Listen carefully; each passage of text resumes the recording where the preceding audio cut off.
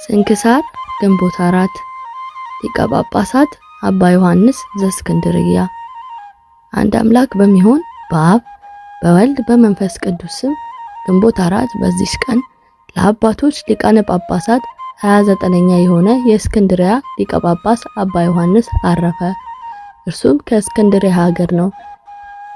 ከታናሽነቱም በአስቄንት በአባ መቃርስ ገዳም መንጉሶ በተጋድሎ ኖረ። ከእርሱ አስቀድሞ የነበረ አባ አትናቴዎስም ባረፈ ጊዜ አዋቂዎች ኤጲስቆጶሳት ሕዝቡ ሁሉ መረጡት። ወስደውም በግድ ተሾማሉት። እርሱ ግን አልፈለገም። የክርስቶስ መንጋ እንዳይተው ሌላ ተሾሞ በክርስቶስ መንጋዎች ላይ ጥፋት እንዳያመጣ ብዙ ልመናዎችን ለመኑት። አዋቂዎች ኤጲስቆጶሳትና መምህራን ሁሉ አጽንተው ሲለምኑት ባየ ጊዜ ፈራ። ይህ በክብር ባለቤት በጌታችን ኢየሱስ ክርስቶስ ፍቃድ ይሁን ብሎ አሰበ።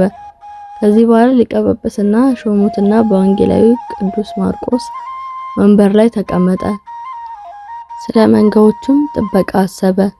ደግሞ ስለ ትምህርት መጻሕፍትም ስለማንበብ በቀናች ሃይማኖትም የሚያጸናቸው ሆነ።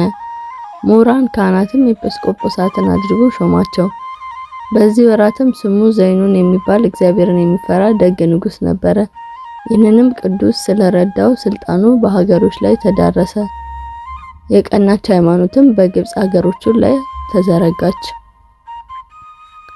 በዚያም ወራት ስንዴና ወይን ዘይትም የተመሉ ብዙ አንቅቦችን ለአብያተ ክርስቲያናትና ለገዳማት ለፍላጎታቸው ንጉሥ ዘይኑን ላከ። ለዚህም አባት ዘመኑ ሁሉ ጸጥታና ሰላም ሆነ። ጌታችንም በስራ ሁሉ ተደሰተለት። ከዚህ በኋላ በቸርነቱ ጎበኘውና ጥቂት ታመመ። በሹመቱም 8 ዓመት ከኖረ በኋላ በሰላም አረፈ። ለእግዚአብሔር ምስጋና ይሁን። እኛም ከዚህ አባት ጸሎት ይማረን፣ በረከቱም ከኛ ጋር ለዘላለሙ ትኑር አሜን። ሶሲማና ኖዳ ሰማዕታት። በዚህ ቀን የብሩክ ፊቅጦር አገልጋዮች ሶሚናማና በሰማዕትነት አረፉ። በረከታቸው ከኛ ጋር ለዘላለም ትኑር አሜን።